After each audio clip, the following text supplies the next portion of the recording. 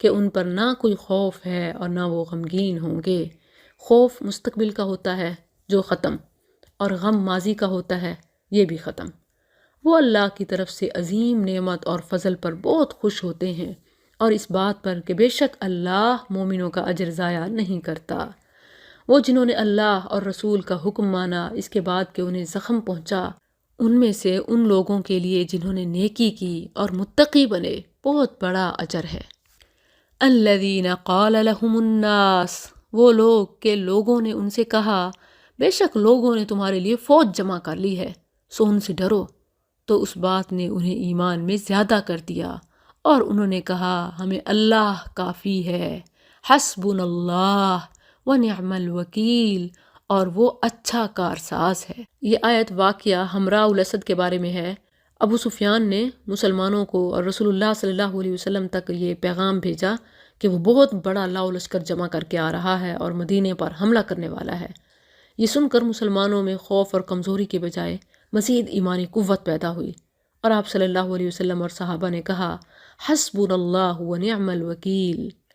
اسی طرح بخاری میں ہے کہ حسبنا اللہ ونعم الوکیل کا کلمہ ابراہیم علیہ السلام نے اس وقت کہا تھا جب انہیں آگ میں ڈالا گیا، اور محمد صلی اللہ علیہ وسلم نے اس وقت کہا جب لوگ ڈرانے لگے، ان الناس قد جمعوا لکم، ڈرانے لگے تو آگے سے کیا جواب دیا؟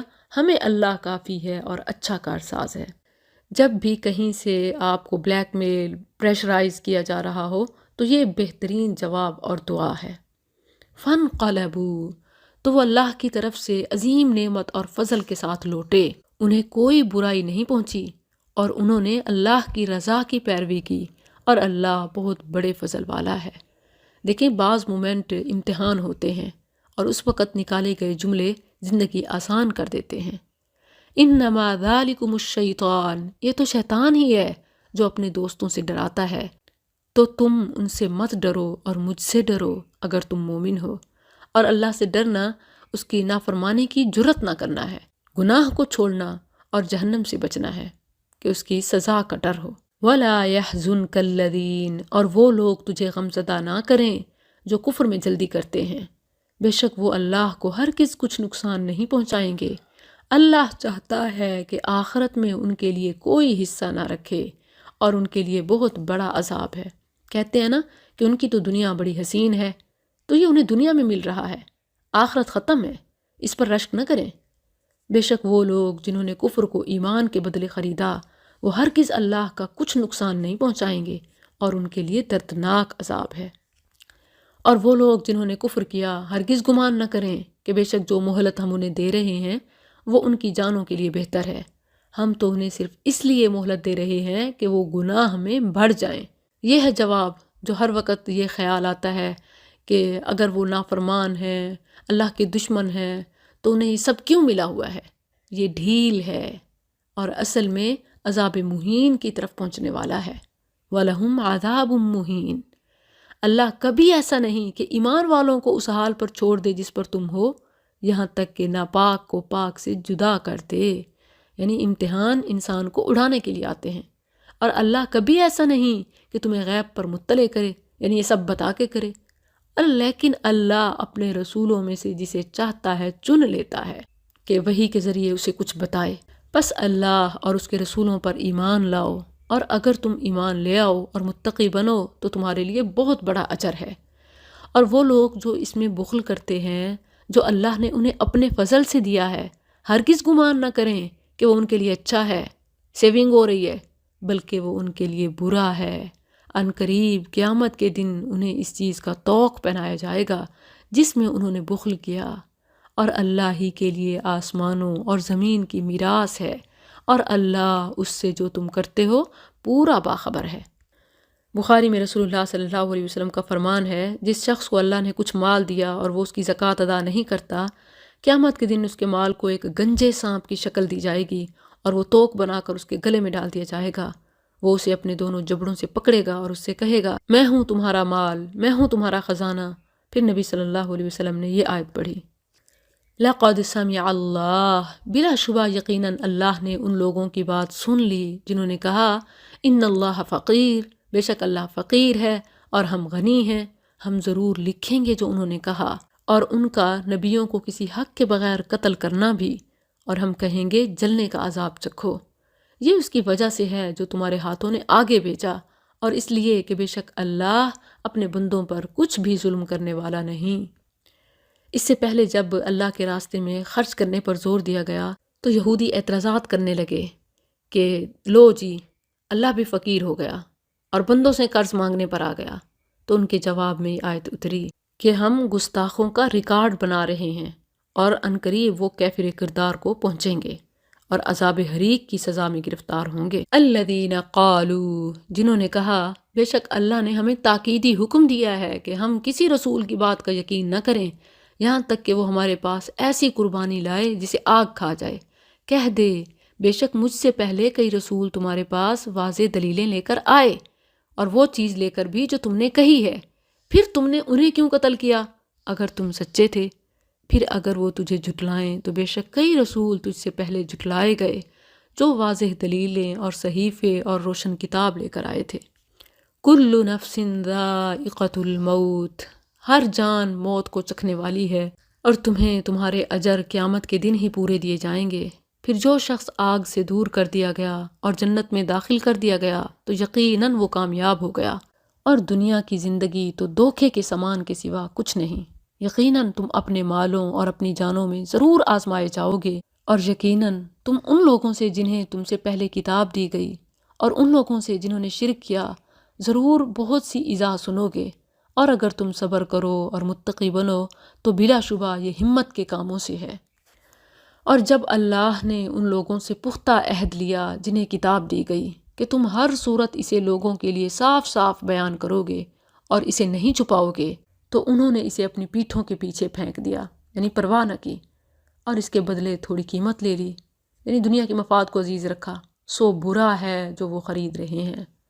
ان لوگوں کو ہرگز خیال نہ کر جو ان کاموں پر خوش ہوتے ہیں جو انہوں نے کیے، اور پسند کرتے ہیں کہ ان کی تعریف ان کاموں پر کی جائے جو انہوں نے نہیں کیے۔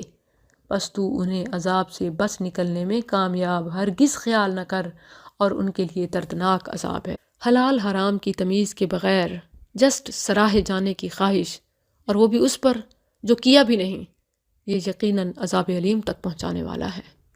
وَلِلَّهِ مُلْكُ السَّمَاوَاتِ وَالْأَرْضِ، اور اللہ ہی کے لیے آسمانوں اور زمین کی بادشاہی ہے، اور اللہ ہر چیز پر پوری طرح قادر ہے۔ إِنَّ فِي خَلْقِ السَّمَاوَاتِ وَالْأَرْضِ، اس آیت سے آخر سورت تک آیات کی بڑی فضیلت ہے۔ رسول اللہ صلی اللہ علیہ وسلم رات کو تہجد کے لیے اٹھتے تو ان آیات کی تلاوت کیا کرتے تھے۔ یہ دعا بھی ہے اور دل کی ترجمانی بھی ہے، رب سے مناجات ہے۔ إِنَّ فِي خَلْقِ السَّمَاوَاتِ وَالْأَرْضِ، بے شک آسمانوں اور زمین کے پیدا کرنے اور رات اور دن کے بدلنے میں عقلوں والوں کے لیے یقیناً بہت سی نشانیاں ہیں۔ وہ لوگ جو کھڑے اور بیٹھے اور اپنے پہلوؤں پر اللہ کو یاد کرتے ہیں، یعنی ہر حال میں، اور آسمانوں اور زمین کی پیدائش میں غور و فکر کرتے ہیں۔ اے ہمارے رب، تو نے یہ بے مقصد پیدا نہیں کیا، تو پاک ہے، سو ہمیں آگ کے عذاب سے بچا۔ اے ہمارے رب، بلا شبہ تو جسے آگ میں ڈالے سو یقیناً تو نے اسے رسوا کر دیا، اور ظالموں کے لیے کوئی مدد کرنے والے نہیں۔ اے ہمارے رب، بے شک ہم نے ایک آواز دینے والے کو سنا جو ایمان کے لیے آواز دے رہا تھا کہ اپنے رب پر ایمان لے آؤ، تو ہم ایمان لے آئے۔ اے ہمارے رب، بس ہمارے گناہ بخش دے اور ہم سے ہماری برائیاں دور کر دے، اور ہمیں نیکوں کے ساتھ فوت کر۔ اے ہمارے رب، اور ہمیں عطا فرما جس کا تو نے وعدہ ہم سے اپنے رسولوں کی زبانی کیا ہے، اور ہمیں قیامت کے دن رسوا نہ کر، بے شک تو وعدے کی خلاف ورزی نہیں کرتا۔ تو ان کے رب نے ان کی دعا قبول کر لی کہ بے شک میں تم میں سے کسی عمل کرنے والے کا عمل ضائع نہیں کروں گا، مرد ہو یا عورت، یہ مساوات ہے، تمہارا باز باز سے ہے۔ تو وہ لوگ جنہوں نے ہجرت کی اور اپنے گھروں سے نکالے گئے اور انہیں میرے راستے میں ایذا دی گئی اور وہ لڑے اور قتل کیے گئے، یقیناً ان سے ان کی برائیاں ضرور دور کروں گا، اور ہر صورت انہیں ایسے باغوں میں داخل کروں گا جن کے نیچے سے نہریں بہتی ہیں اللہ کے ہاں سے بدلے کے لیے، اور اللہ ہی ہے جس کے پاس اچھا بدلہ ہے۔ تجھے ان لوگوں کا شہروں میں چلنا پھرنا، یعنی رونق ریل پیل، ہرگز دھوکے میں نہ ڈالے جنہوں نے کفر کیا۔ تھوڑا سا فائدہ ہے پھر ان کا ٹھکانہ جہنم ہے اور وہ برا بچھونا ہے۔ لیکن وہ لوگ جو اپنے رب سے ڈر گئے ان کے لیے باغات ہیں جن کے نیچے سے نہریں بہتی ہیں، ہمیشہ ان میں رہنے والے ہیں اللہ کے پاس سے مہمانی کے طور پر، اور جو کچھ اللہ کے پاس ہے وہ نیک لوگوں کے لیے بہتر ہے۔ اور بلا شبہ اہل کتاب میں سے کچھ لوگ یقیناً ایسے ہیں جو اللہ پر ایمان رکھتے ہیں اور اس پر بھی جو تمہاری طرف نازل کیا گیا اور جو ان کی طرف نازل کیا گیا۔ اب یہ دیکھیں قرآن کا انصاف، جا بجا اہل کتاب کے نیکوکاروں کی بھی گواہی دی۔ اللہ کے لیے عاجزی کرنے والے ہیں، وہ اللہ کی آیات کے بدلے تھوڑی قیمت نہیں لیتے۔ یہی لوگ ہیں جن کے لیے ان کا اجر ان کے رب کے پاس ہے، بے شک اللہ بہت جلد حساب لینے والا ہے۔ اے لوگو جو ایمان لائے ہو، صبر کرو اور مقابلے میں جمے رہو اور مورچوں میں ڈٹے رہو اور اللہ سے ڈرو تاکہ تم کامیاب ہو جاؤ۔ الحمدللہ سورہ آل عمران مکمل ہوئی۔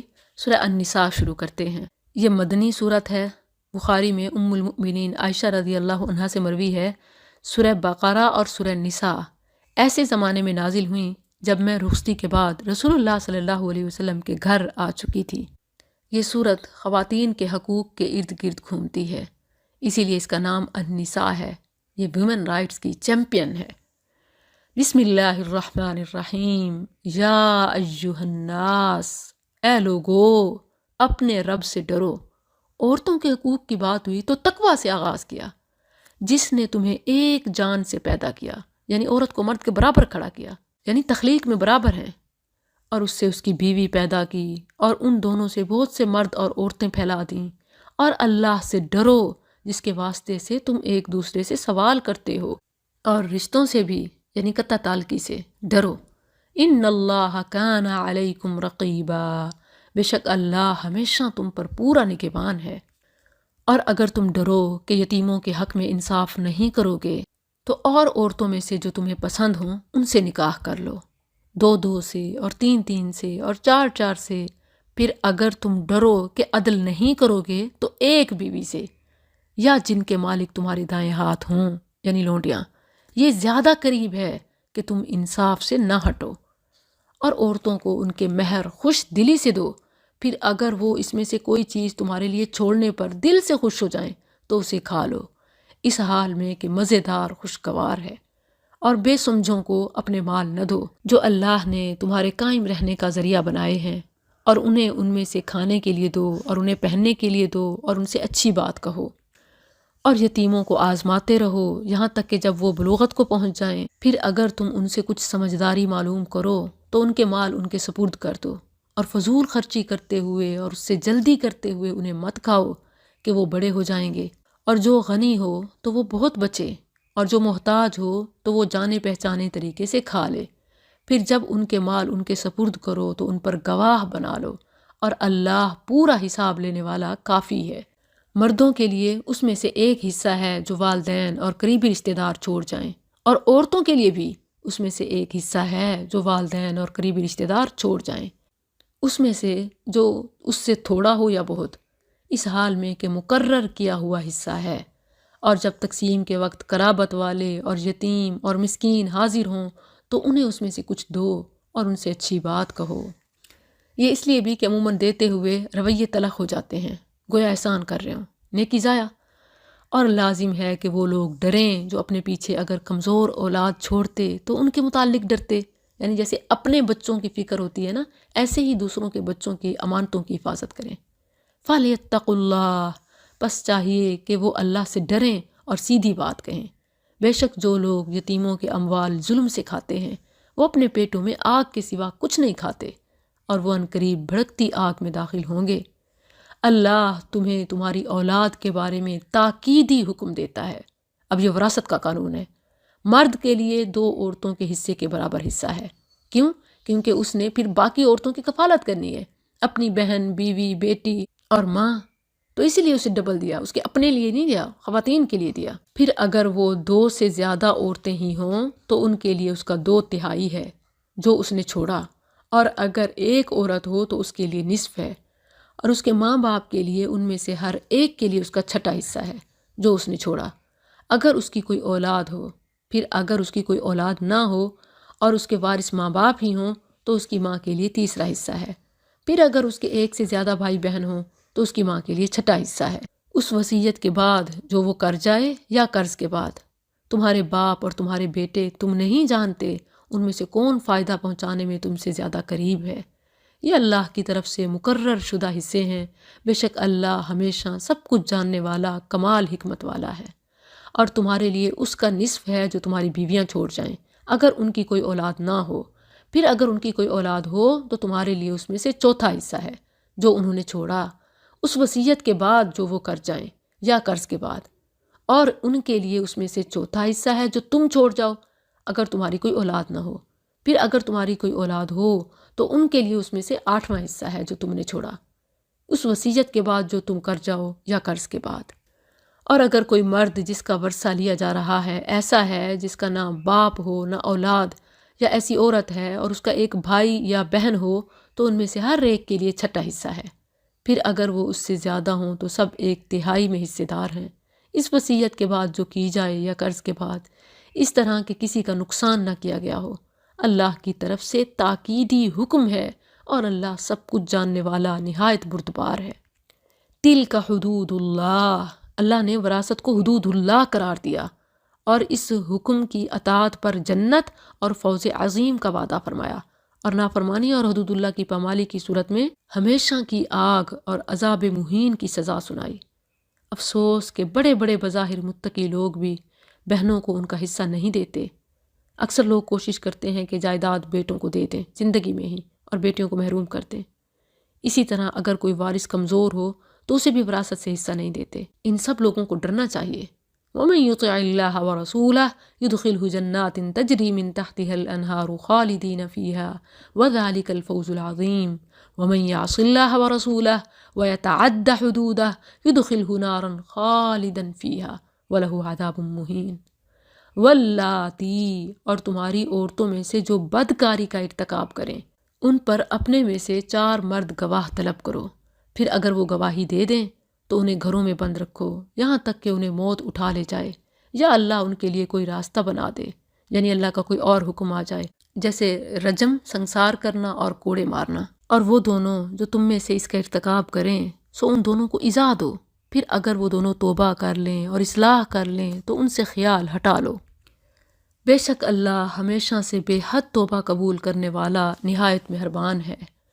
توبہ جس کا قبول کرنا اللہ کے ذمے ہے صرف ان لوگوں کی ہے جو جہالت سے برائی کرتے ہیں پھر جلد ہی توبہ کر لیتے ہیں، تو یہی لوگ ہیں جن پر اللہ پھر مہربان ہو جاتا ہے، اور اللہ ہمیشہ سے سب کچھ جاننے والا کمال حکمت والا ہے۔ اور توبہ ان لوگوں کی نہیں جو برے کام کیے جاتے ہیں، یہاں تک کہ جب ان میں سے کسی کے پاس موت آ جاتی ہے تو وہ کہتا ہے بے شک میں نے اب توبہ کر لی، اور نہ ان کی ہے جو اس حال میں مرتے ہیں کہ وہ کافر ہوتے ہیں۔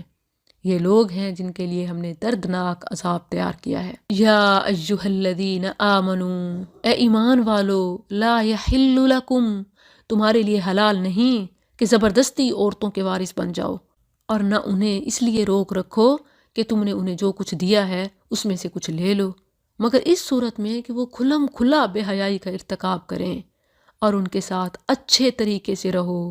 پھر اگر تم انہیں ناپسند کرو تو ہو سکتا ہے کہ تم ایک چیز کو ناپسند کرو اور اللہ اس میں بہت بھلائی رکھ دے۔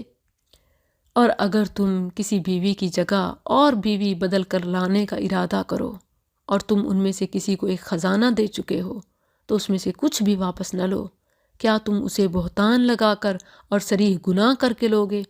اور تم اسے کیسے لوگے جبکہ تم ایک دوسرے سے صحبت کر چکے ہو اور وہ تم سے پختہ عہد لے چکی ہیں؟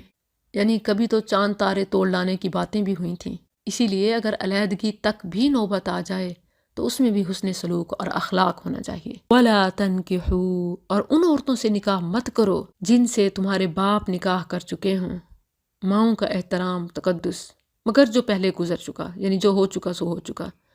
یہاں سے ان عورتوں کی تفصیل بتائی جا رہی ہے جن سے نکاح حرام ہے۔ بے شک یہ ہمیشہ سے بڑی بے حیائی اور سخت غصے کی بات ہے اور برا راستہ ہے، یعنی ماؤں سے نکاح کرنا۔ حرام کی گئیں تم پر تمہاری مائیں اور تمہاری بیٹیاں اور تمہاری بہنیں اور تمہاری پھپھیاں اور تمہاری خالائیں اور بھتیجیاں اور بھانجیاں اور تمہاری وہ مائیں جنہوں نے تمہیں دودھ پلایا ہو، یعنی بریسٹ مدرز، اور تمہاری دودھ شریک بہنیں، اور تمہاری بیویوں کی مائیں یعنی ساس، اور تمہاری پالی ہوئی لڑکیاں جو تمہاری گود میں تمہاری ان عورتوں سے ہیں جن سے تم صحبت کر چکے ہو، یعنی بیوی کے پچھلے گھر کی اولاد لڑکیاں۔ پھر اگر تم نے ان سے صحبت نہ کی ہو تو تم پر کوئی گناہ نہیں، اور تمہارے ان بیٹوں کی بیویاں جو تمہاری پشتوں سے ہیں یعنی بہویں، اور یہ کہ تم دو بہنوں کو جمع کرو مگر جو گزر چکا، بے شک اللہ ہمیشہ سے بے حد بخشنے والا نہایت مہربان ہے۔ قرآن مجید میں صرف دو بہنوں کو جمع کرنا منع ہے، مگر حدیث میں ہے کہ رسول اللہ صلی اللہ علیہ وسلم نے فرمایا پھپھی بھتیجی اور خالہ بانجی کو بھی ایک نکاح میں جمع نہ کیا جائے۔ اس سے معلوم ہوتا ہے کہ قرآن کے علاوہ سنت بھی شریعت کا مستقل ماخذ ہے۔ قرآن میں صرف دو بہنوں کو جمع کرنا منع آیا ہے، اور حدیث میں پھپھی بھتیجی اور خالہ بانجی کو جمع کرنا بھی منع آیا ہے، یہ بھی ماننا پڑے گا۔ الحمدللہ، پارہ مکمل ہوا۔ ربنا تقبل منا انك انت السميع العليم اللهم ارحمنا بالقرآن العظيم واجعله لنا نورا وإماما وهدى ورحمة اللهم ذكرنا منه ما نسينا وعلمنا منه ما جهلنا وارزقنا تلاوته آناء الليل وأطراف النهار واجعله لنا حجة يا رب العالمين۔